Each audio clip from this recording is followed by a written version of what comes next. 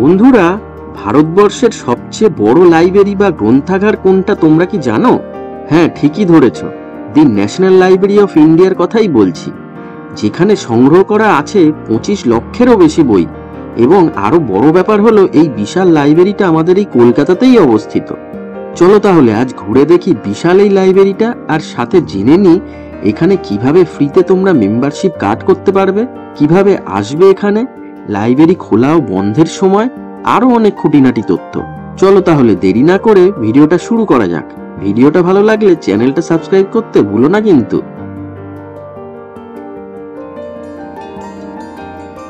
National library যাওয়ার সবচেয়ে সহজ পথ হলো metro. Jatin Das park metro স্টেশনের 1 নম্বর গেট থেকে বেরিয়ে সামনে হাজরা মোড় থেকে ডান দিকে গেলেই পেয়ে যাবে আলিপুর চিড়িয়াখানা যাওয়ার অটো। মাথাপিছু 15 টাকা ভাড়া দিয়ে নেমে পড়ো ন্যাশনাল লাইব্রেরির এই 5 নম্বর গেটের সামনে। এছাড়া শিয়ালদা বা হাওড়া থেকে অনেক বাস তো আছেই এই আলিপুর আসার।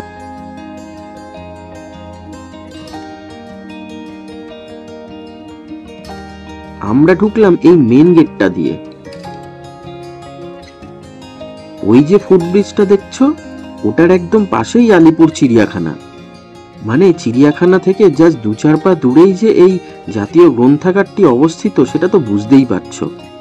গেটের কাছে নাম এন্ট্রি করে এবং একটা আইডি প্রুফ দেখিয়ে ঢুকে পড়লাম ভেতরে। আর হ্যাঁ, এন্ট্রিটা কিন্তু একদম ফ্রি। ঢুকেই সামনে পড়বে পোস্ট অফিস। আমরা যাব ডান দিকের রাস্তা ধরে, আর ঘুরে দেখব বিশাল বড় জায়গা জুড়ে অবস্থিত ন্যাশনাল লাইব্রেরিটা।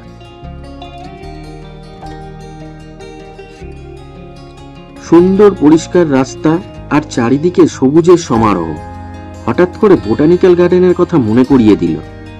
সেই বোটানিক্যাল গার্ডেনের ভিডিও যদি না দেখে থাকো তাহলে ডেসক্রিপশন বক্সে লিংকটা দিয়ে রাখলাম, দেখে নিও। একদম মেন রোডের পাশে হলেও জায়গাটা একদম শান্ত, এমনি এমনি হাঁটতেও ভালো লাগছে। ডান দিকের এই গাছটা দেখো, বিশাল বড়, আর তার উপরে ও আশেপাশে সবই এই গাছেরই ঝুড়ি। এরকম বিশাল বিশাল বৃক্ষ বেশ কয়েকটা চোখে পড়ল। ওই যে সামনে সাদা রঙের বিল্ডিংটা দেখা যাচ্ছে, ওটাই the national library of India.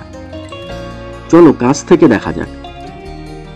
এই জাতীয় গ্রন্থাগারটি হলো ভারতের বৃহত্তম গ্রন্থাগার তথা দেশের সরকারি দলিলের রক্ষণাগারও বটে।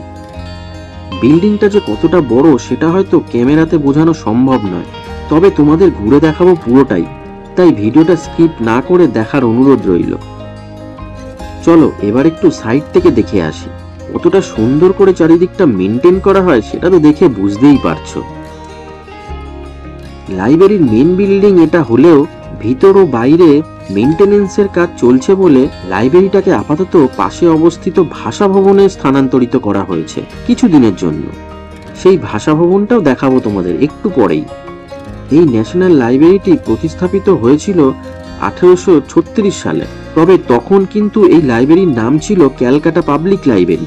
সেই সময় এটি ছিল একটি বেসরকারি প্রতিষ্ঠান এবং প্রিন্স দ্বারকানাথ ঠাকুর ছিলেন এই লাইব্রেরির প্রথম মালিক। আচ্ছা, তোমরা ধর্মতলার বিবিধিবাগ অঞ্চলের মেটক্যাফ হলটা চেনো?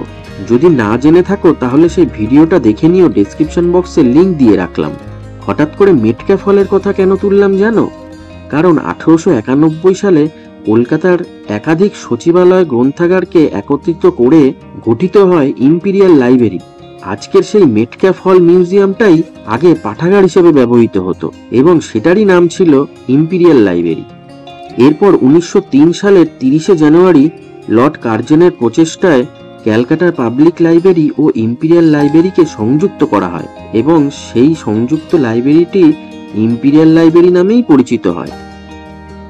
স্বাধীনতার পর 1948 সালে এই ইম্পিরিয়াল লাইব্রেরির নাম চেঞ্জ করে ন্যাশনাল লাইব্রেরি করা হয় এবং 1953 সালের 1 ফেব্রুয়ারি তৎকালীন কেন্দ্রীয় শিক্ষামন্ত্রী মৌলানা আবুল কালাম আজাদ এই জাতীয় গ্রন্থাগারকে সর্বসাধারণের জন্য উন্মুক্ত করে দেন। এরপর আবার 1976 সালে এই ন্যাশনাল লাইব্রেরির নাম শেষবারের মতন পরিবর্তন করে করা হয় the national library of India. এটাই হলো লাইব্রেরির মুখ্য প্রবেশ পথ। তবে এখানে এসে জানতে পারলাম এখানে একটি মিউজিয়ামও করা হচ্ছে, কিন্তু সেটা কবে ওপেন হবে সেটা কেউই বলতে পারলো না আপাতত। চলো সিঁড়ি দিয়ে উপরে যাওয়া যাক। এখানে তোমাদের এই লাইব্রেরির টাইমিংটা একটু বলে দিই। এই গ্রন্থাগার খোলা থাকে সোমবার থেকে শুক্রবার সকাল 9টা থেকে রাত 8টা অবধি, আর শনি ও রবিবার খোলা থাকে সকাল 9:30 থেকে সন্ধ্যে 6টা অবধি। মানে সপ্তাহের 7 দিনই এই লাইব্রেরি খোলা থাকে। তবে শুধুমাত্র ন্যাশনাল হলিডেগুলোতে বন্ধ থাকে, যেমন 26শে জানুয়ারি, 15ই আগস্ট, 2 অক্টোবর।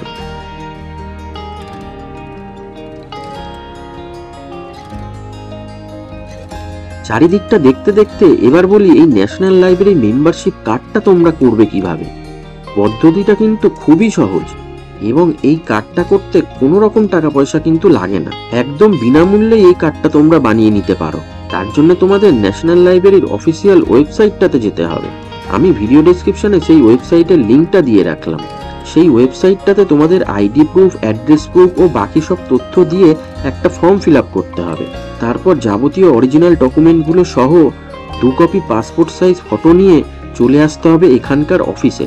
সেগুলো এখান থেকে চেক করার পরই তোমাদের নিউ মেম্বারশিপ কার্ডটা দিয়ে দেওয়া হবে। এই নিউ মেম্বারশিপ কার্ডটার ভ্যালিডিটি থাকবে 3 বছর, তারপর আবার রিনিউ করতে হবে।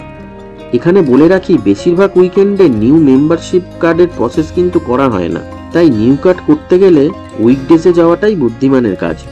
এবং এই কার্ডটা যে কোনো বয়সের মানুষই অ্যাপ্লাই করতে পারে, শুধুমাত্র স্টুডেন্টরাই এই কার্ড করতে পারবে এরকম কিন্তু কোনো ব্যাপার নেই।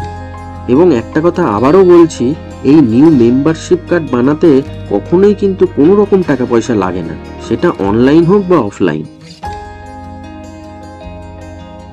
এখানে এক সিকিউরিটি গার্ড দাদাকে জিজ্ঞাসা করলাম যে এখানে কি সত্যি সত্যি ভূত আছে, কারণ ইন্টারনেট ও অনেকের মুখেই এই ন্যাশনাল লাইব্রেরির কিছু ভৌতিক ব্যাপারের কথা শুনেছি। তো তিনি এটা শুনে একগাল হেসে বললেন যে বেশ কিছু বছর আগে এরকম কিছু শোনা গেলেও এখন আর এরকম কোনো ব্যাপার নেই। ঘুরতে ঘুরতে এবার চলে এসেছি 5 নম্বর গেটের সামনে। এখানেই আছে সেই ভাষা ভবন, যেখানে আপাতত কিছু সময়ের জন্য লাইব্রেরিটাকে শিফট করা হয়েছে। ভিতরে ফ্রি ওয়াইফাই, এসির ব্যবস্থাও আছে শুনলাম। আমাদের মেম্বারশিপ কার্ড না থাকায় ভিতরে ঢুকতে পারলাম না। বলে রাখি, এখানে কিন্তু ছোট্ট একটা ক্যান্টিনও আছে। পুরো চত্বরটা ঘুরে দেখা শেষ। তা কেমন লাগলো ভিডিওটা কমেন্ট করে জানিও। ভিডিওটা ভালো লাগলে একটা লাইক করে দিও। আর নতুন বন্ধুরা আশা করি চ্যানেলটাকে এতক্ষণে তো সাবস্ক্রাইব করেই নিয়েছো। আজকের মতো তাহলে টাটা।